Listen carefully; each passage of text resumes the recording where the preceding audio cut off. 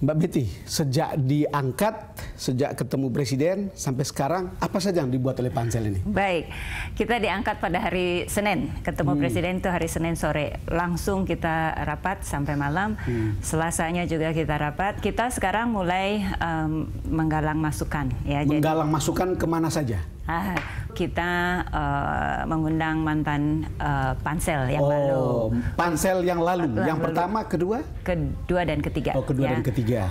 Jadi kita lebih mendengarkan apa sih yang dilakukan sebelumnya, pengalaman-pengalamannya apa, di mana kita mesti lebih hati-hati. Pada intinya di mana yang bagus, di mana yang kurang bagus gitu kan. Tapi ada beberapa insight yang kita dapatkan dari proses itu. Kemudian kita juga tadi mengundang tim KPK, ya. Oh, KPK-nya.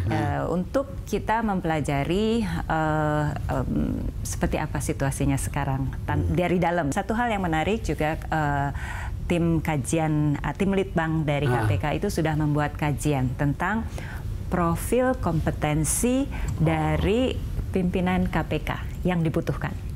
Mereka riset lapangan atau? Mereka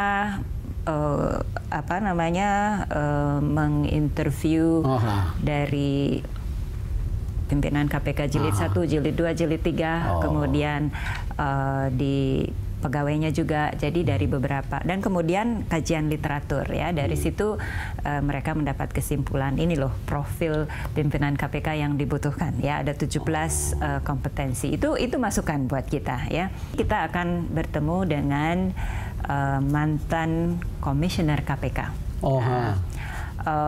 Berikutnya kita akan mendengar banyak pihak lagi, ya. Kita akan sowan ke kepolisian, kejaksaan, ke lembaga-lembaga di mana KPK bekerja sama, ya, dengan harapan kita mempunyai gambaran yang lengkap. 17 kompetensi, ini based on survey, ya. Ini kan ada kompetensi inti, ada kompetensi tambahan, begitu, ya. Kira-kira kalau dilihat itu, yang Mbak Betty dengar itu kira-kira apa yang paling penting? Kalau lihat urutannya, 3 kompetensi yang paling pokok. Sebetulnya kalau disaring-saring sih, kalau untuk urusan integritas itu sudah pasti, ya. Urusan kepemimpinan dan manajemen yang dibuktikan dari pengalaman sebelumnya. Jadi kita nggak bisa orang yang belum pernah mimpin, karena ini KPK ini kan 1000 lebih pegawainya, 1200, ya.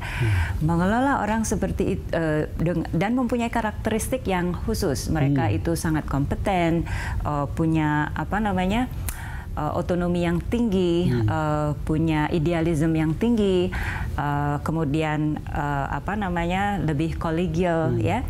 Itu membutuhkan gaya kepemimpinan tertentu. Saya paham. Nah, jadi kita mesti lihat dari segi itu juga. Jadi sebagai orang nomor 1 IBM pasti Anda tahu apa itu artinya. Betul. Jadi itu yang kita harus perhatikan. Mungkin kalau sebelum-sebelumnya karena ahli hukum semua dan orientasinya mungkin penindakan, keluarnya orang hukum semua. Ahli hukumnya diperlukan, tapi jangan semuanya 5-5-nya itu ahli hukum. Kita butuh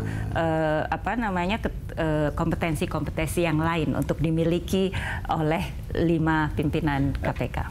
Untuk info saja, jadi ketika Anda lihat 17 jenis kompetensi tadi, kemudian berpikir tentang komisioner-komisioner sebelumnya, itu mix atau memang ada biasnya nggak? Sehingga kemudian bentuknya seperti ini. Publik merasa bahwa ini kan pasti karena suatu sebab. Kalau kita lihat KPK itu ada KPK jilid 1, ada KPK jilid 2, KPK jilid 3. Sebetulnya KPK jilid 1 itu yang paling lengkap. Kalau kita profilnya. Memang tidak semua sarjana hukum. Betul. KPK jilid 3 itu yang paling homogen, profilnya. Jadi kurang beragam, kurang komprehensif. Jadi hampir sama ininya, latar belakangnya. Itu yang saya pikir menurut saya harus diperbaiki. Mana kalau saya minta Anda memilih, Mbak Betty, Anda memilih orang baik atau orang pintar? Orang baik dan pintar. Kalau hanya orang baik yang Anda dapat dan orang dengan pintar, tapi tidak bisa dapat dua-duanya? nggak bisa. Kita harus cari. Indonesia punya 200 juta lebih penduduk, masa nggak ada orang baik dan orang pinter? Harus baik dan pinter.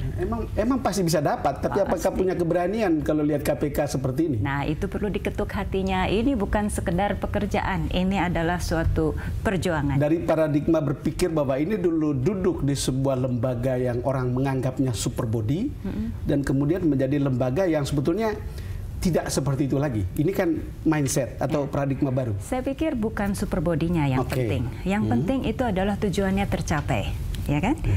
Saya pikir paling tidak kalau saya jadi pemimpin bukan power yang saya butuhkan, tapi visi dan bagaimana kita mencapai visi itu. Kalau Mbak Betty mau jadi pemimpin atau bukan, pasti tetap punya power yang sama, bukan? Itu dia. Kan power, itu kan. Power itu bukan karena dia punya kekuasaan saja. Power itu something that you earn. Jadi sebetulnya menurut saya kuncinya adalah kita cari orang yang punya visi dan egonya tidak terlalu tinggi. Inklusif. Makin jelas untuk penonton. Mbak Betty, kita jeda lagi. Pemirsa, kami akan segera kembali.